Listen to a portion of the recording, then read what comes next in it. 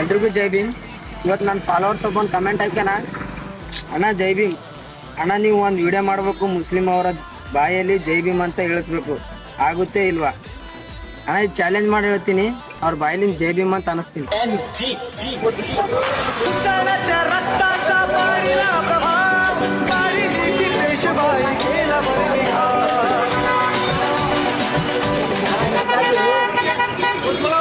जय भीम भाई, जय भीम.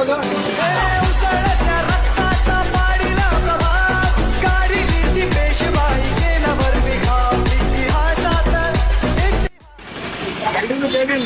ಈಗೇನು ಕಮೆಂಟ್ ಹಾಕಿದ್ವಿ, ಒಬ್ರಿಗೆ ಜೈ ಭೀಮ್ ಅಂತ ಅಂದಿದೆ, ಇಬ್ಬಿಬ್ಬರ ಹತ್ರ ಅಷ್ಟೇ. ಜೈ ಭೀಮ್, ಜೈ ಭೀಮ್, ಜೈ ಭೀಮ್.